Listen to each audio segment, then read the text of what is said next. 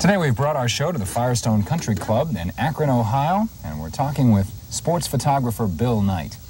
Bill, a lot of photographers resist that title of sports photographer. How do you feel about it? It hasn't bothered me at all, Mike. I've been out on the golf tour now for close to 14 years, and although it's golf is a majority of my income, it's not entirely that. I do a little baseball and football in St. Louis, and have done some auto racing for a number of years. So it doesn't bother me. It beats wedding and portraits. What are you going to be shooting today? Well, I have some assignments on Trevino. He just won the PGA Championship, and he basically came up to me looking for some new shots that he needs for PR releases and advertising. And I do some work for his company that he sponsors, that sponsors him on the golf tour. So we're just looking for some new fresh shots on Lee. Typically, we're not allowed to take any shots until after the player has struck the ball. We're not allowed to ask him to pose for any photos during a round. And we're to remain up against the ropes an arm's length away. It's usually stretched by most of the good photographers a little bit. And bend a few rules to get some great pictures. You seem to be working with some pretty good sized lenses today.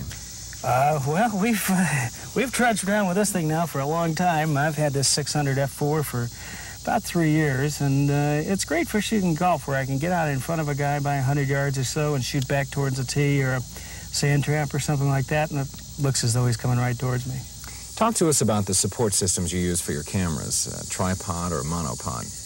I found that a monopod is a lot easier to use out here as opposed to a tripod, which is awfully heavy and bulky to carry around the golf course. I don't get a golf cart on the course, so this is a nice little luxury that we have here today, but when I'm working on my feet and I need to move quickly, a tripod will just get in the way. It's easier, it's good support if you've got a good monopod that's sturdy enough that can hold the weight. And this 600mm lens weighs about 25 pounds, and with the other gear I carry, it's probably closer to 50 and 60 pounds. A monopod's easy to handle, it adjusts quickly, and I can get it out of the way quickly when I'm going through the gallery. Saturday and Sunday here, we'll probably have 20,000 people. You get nice clean backgrounds. Typically in my shots, I like to have clean backgrounds. I don't like the gallery, the ropes, concession stands, things like that in my backgrounds, because I'm basically trying to show the player more than I am the gallery and things like that. One nice thing to do is put this down every now and then. The 400mm lens are great coming out of sand traps because you can get just on the opposite side from the pin there. And the ball looks like it's coming right towards you, and the sand's coming toward you. And if you can throw out some of these trees, which we have here at Firestone, and a dark background, then the player seems to jump out a little bit more, especially if I'm compensating for exposure on him and I've got to open the lens. The trees, it might be a little bit lighter than normal, but most people can't tell that just because it has lighter color leaves on it. But actually what I'm doing is using that as a contrasty part of my background that makes the player stick out. Looks like I have to go to work here.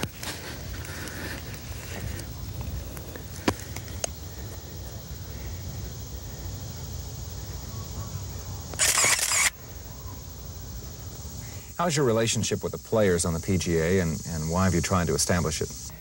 Well, Mike, I've been out on the tour now for, 13 years. It seems like 33 years, but it's been 13 years, and I've gotten to know these guys over the years. They're kind of independent businessmen like I am.